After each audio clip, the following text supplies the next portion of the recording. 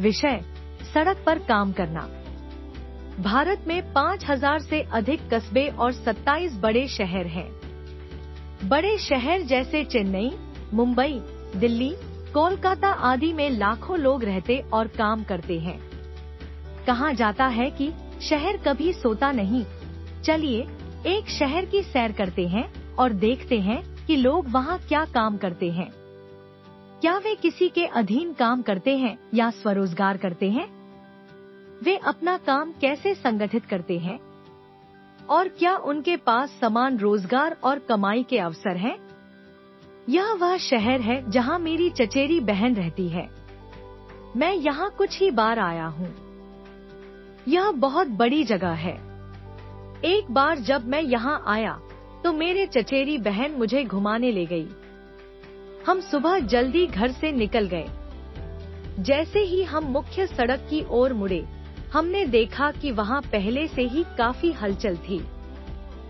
सब्जी बेचने वाली महिला टमाटर, गाजर और खीरे को अपनी टोकरी में इस तरह व्यवस्थित कर रही थी कि लोग आसानी से देख सकें कि उसके पास क्या है। उसके स्टॉल के बगल में एक सुंदर और रंग बिरंगा स्टॉल था जहां हर प्रकार के फूल बिक रहे थे। हमने एक लाल गुलाब और एक पीला गुलाब खरीदा। विपरीत फुटपाथ पर हमने एक व्यक्ति को अखबार बेचते देखा, जिसके पास लोगों की भीड़ जमा थी। सभी को समाचार पढ़ने की जल्दी थी। बसें तेजी से जा रही थी और ऑटो रिक्शा स्कूली बच्चों से भरे हुए थे। पास में ही एक पेड़ के नीचे एक मोची अपने छोटे से टिन के डिब्बे से औजार और सामग्री निकाल रहा था। उसके पास ही सड़क किनारे एक नाई ने अपना काम शुरू कर दिया था। उसके पास पहले से ही एक ग्राहक था जो सुबह सुबह शेव करवाना चाहता था। थोड़ी दूर पर एक महिला एक ठेला धकेल रही थी जिसमें हर प्रकार की प्लास्टिक की बोतलें, डिब्बे, हेयर पिन, क्लिप आदि थी। वहीं एक और व्यक्ति साइकिल ट्रॉली पर सब्जियां ले जा रहा था ताकि उन्हें घर घर बेच सके। हम एक ऐसी जगह पहुंचे जहां रिक्शा लाइन से खड़े थे, ग्राहकों का इंतजार कर रहे थे। हमने एक रिक्शा लिया और बाजार की ओर चल दिए, जो सड़क से लगभग 2 किलोमीटर दूर था।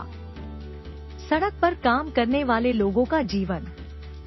बच्चू मांझी की तरह शहर में बहुत से लोग सड़क पर काम करते हैं। अहमदाबाद शहर के एक सर्वेक्षण में पाया गया कि शहर के सभी श्रमिकों में से 12% लोग सड़क पर काम करते हैं। वे कभी कभी चीजें बेचते हैं, उन्हें ठीक करते हैं या सेवाएं प्रदान करते हैं। वे स्वतंत्र रूप से काम करते हैं और किसी के अधीन नहीं होते। इन लोगों को अपना काम खुद व्यवस्थित करना पड़ता है। उन्हें यह तय करना होता है कि कितना सामान खरीदना है और दुकान कहाँ और कैसे लगानी है। उनकी दुकानें अक्सर अस्थायी संरचनाएं होती हैं, कभी कभी सिर्फ लकड़ी के बोर्ड या कागज, फेंके गए डिब्बे या फिर कुछ पोल्स पर टंगा हुआ एक कैनवास। हॉकिंग जोन और सरकार का कदम। भारत में शहरी क्षेत्रों में लगभग 1 करोड़ सड़क विक्रेता हैं। पहले इन्हें केवल यातायात में बाधा के रूप में देखा जाता था, लेकिन अब कई संगठनों के प्रयास से इसे आजीविका कमाने के एक अधिकार के रूप में पहचाना गया है। सरकार कानून में संशोधन करने पर विचार कर रही है ताकि सड़क विक्रेताओं को काम करने की जगह मिल सके और यातायात व लोगों के आवागमन में भी कोई बाधा न हो। शहरों और कस्बों में हॉकिंग जोन का सुझाव दिया गया है। यह भी कहा गया है कि मोबाइल विक्रेताओं को स्वतंत्र रूप से घूमने की अनुमति होनी चाहिए। हॉकर्स को उन समितियों का हिस्सा बनाना चाहिए जो उनसे संबंधित निर्णय लेती हैं। इससे उनके जीवन में स्थिरता आएगी और उनकी सुरक्षा सुनिश्चित होगी। अध्ययन जारी रखने के लिए इस वीडियो श्रृंखला का अगला पार्ट देखें।